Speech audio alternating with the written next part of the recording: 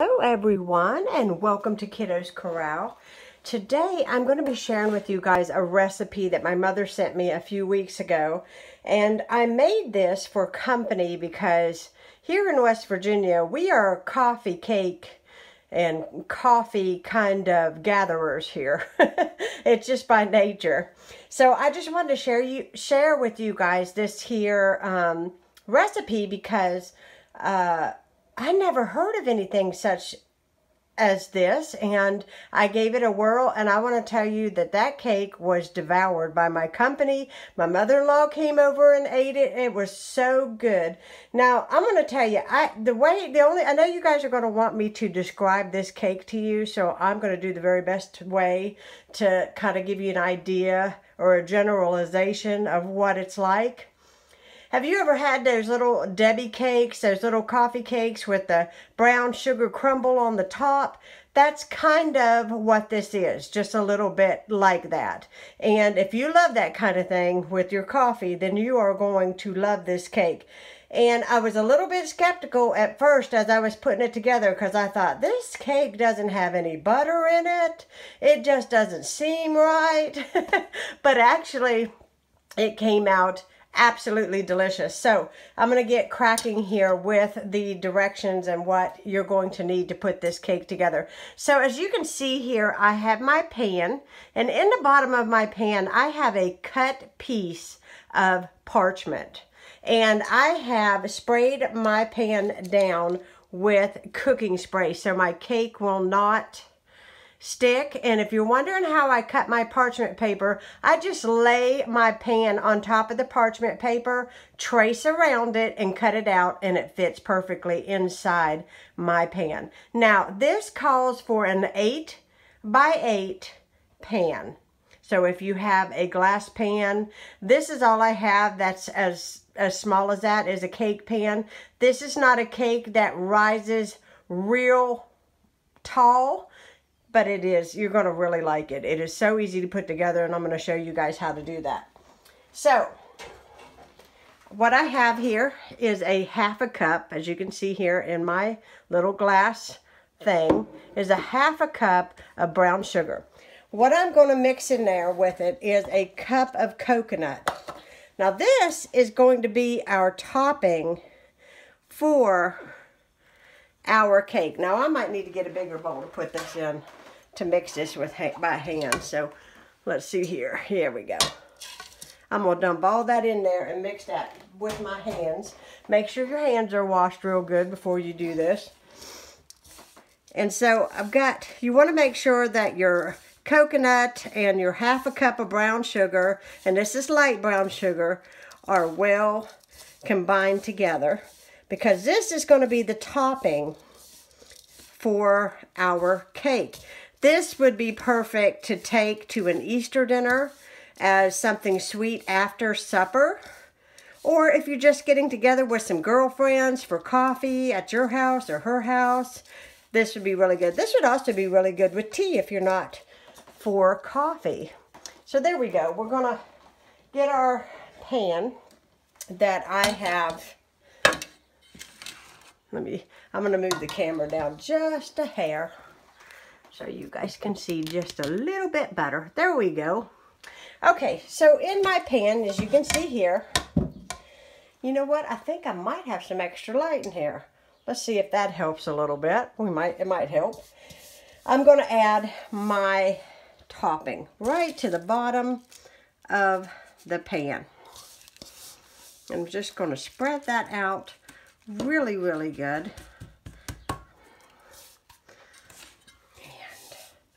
Get that all in there. I'm going to spread that out really good. Okay? And then you're going to set that aside, and then we're going to mix up the rest of the ingredients. I'm going to wash my hands real quickly. Gotta have clean hands anytime you're cooking. So I'm getting my hands good and washed there. All right, let's see what's next. So next, all right. Now this recipe has a good bit of brown sugar in it. You're going to find that out. In here, I've got 1 cup of brown sugar, and I'm going to crack 1 egg into it. Just like that. I'm going to get me a spoon out of the jar.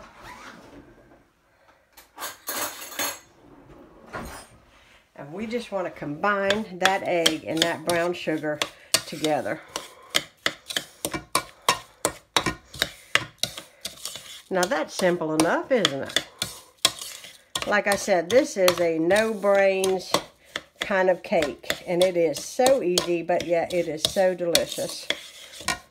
Okay, there we go. We got that. To this, we're going to add in a teaspoon. And I never measure out my vanilla because if I get a little extra, I do. So about a teaspoon of vanilla extract right there.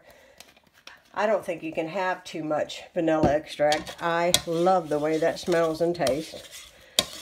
Okay, we got that good and done. Now see, we are mixing all of our wet ingredients together first. Now, I'm going to add to this 1 cup of sour cream. And I want to get that in there and get that good and combined in there.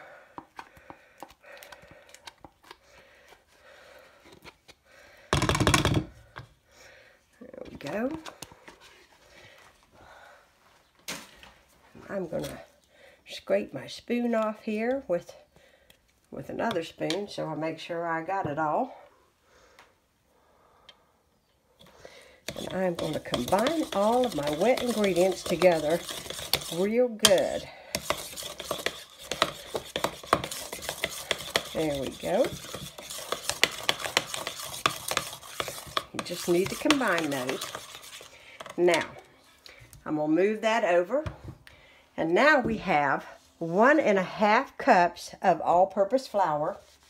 And to that, I am going to add in 1 teaspoon of baking powder. Just going to add it right to the top. Then I'm going to add in 1 teaspoon of baking soda. Right to the top. And I'm going to whisk, which is the same thing as sifting. I'm going to whisk together all of my dry ingredients all together. See how easy that is? And that comes together just perfectly. Just like that. Now, I'm going to add my wet ingredients that we just mixed up right into my dry ingredients. So I'm going to get all of it in there.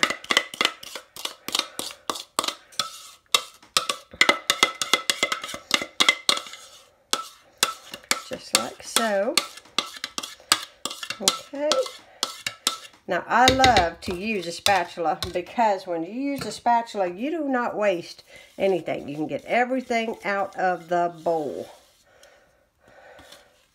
Look at that. See how that works perfectly? So I got everything in there, and we're just going to fold all this together. Now, yes, I'm a messy chef, so that's just the way I roll. I'm always making a mess. So this takes a little bit of elbow grease, and you can do this in your standing mixer if you like, but today showing you how I do it, I just thought I would just do it by hand. So you want to get this all good and combined really, really well.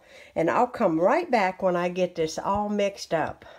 Okay, I got it mixed. Now I'm going to tell you guys, when I first did this recipe, I thought, man, that is awfully dense batter. That is not going to be anything good. But you know what? After I did it, it came out phenomenal. Let's pray it does today on the video, right? But I'm pretty sure it will because I don't share anything with you that I have not tried. So we're going to pull our pan back over here, the one that we put all this pretty coconut in. And we're going to spoon this cake batter right on top. And I just kind of do it in little plops. And then I spread it out because it is dense and it's hard to do on top of this here coconut. So I just kind of plop it down on there all the way around. Hopefully you guys can see. I've got so much sunshine coming in right now. It's supposed to get up to 70 degrees today. It's going to be beautiful out.